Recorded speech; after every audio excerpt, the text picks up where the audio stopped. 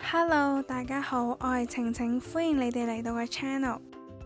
嚟到韓國之旅嘅第6集，今集就帶大家去首爾旅行必去嘅明洞，會為大家介紹明洞呢個旅遊勝地必食嘅餐廳同埋必去嘅鋪頭。嚟到明洞一定要揾好嘢食醫肚啦，推介呢間高峰人參雞湯。曾經榮獲2017年嘅米芝蓮㗎。呢間鋪頭嘅招牌菜就一定係人參雞湯啦，配有前菜同埋人參酒。人參雞湯送到上嚟熱辣辣㗎，超正宗。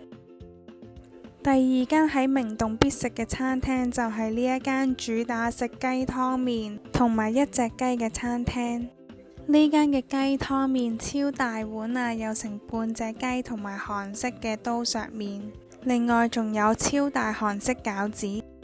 明洞仲有間 Line Friend Square 嘅專門店，聖誕期間仲有一棵由 Brown 公仔堆砌而成嘅聖誕樹，鋪頭入邊仲有個角落專門放晒 Brown 嘅公仔。呢間鋪頭仲有個 Making of BT21展區同埋防彈少年團嘅手印展，中意 BT21公仔嘅朋友就記得嚟呢間 Line Friends 啦。呢度有大量唔同嘅周邊，包括係玩具、文具、服飾同埋生活雜貨。鋪頭最近仲有售賣同韓星 G Dragon 聯成嘅 Casetify 手機殼。呢間 Line Friends 店係好多遊客嚟明洞一定要打卡嘅鋪頭嚟㗎。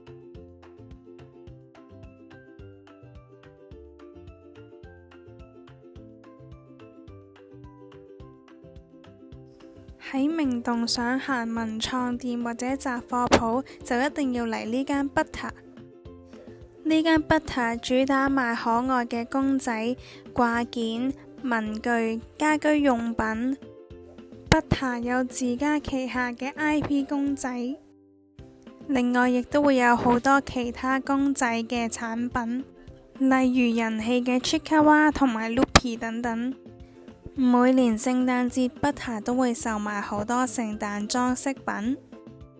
呢間 Butter 好適合年輕人選購，或者係遊客嚟買手信都可以㗎。A0呢間潮流集合店就好適合嚟行街啦。呢間鋪頭有成4層高，售賣嘅產品好多元化，例如有可愛嘅公仔、雜貨、配飾、男女裝或者古着都有㗎。呢度嘅雜貨區仲可以揾到韓國人氣 IP Brunch Brother， 呢個吐司造型嘅 IP 真係超可愛啊！中意韓國潮流嘅朋友就一定要嚟呢間鋪頭 shopping， 睇下有冇啱你哋嘅服飾啦。喺 Noon Square 商場就一定要推介位於4樓嘅 Wiggle Wiggle 鋪頭俾大家。Wiggle Wiggle 係韓國人氣嘅生活品牌，所有嘅產品都主打七彩繽紛嘅顏色。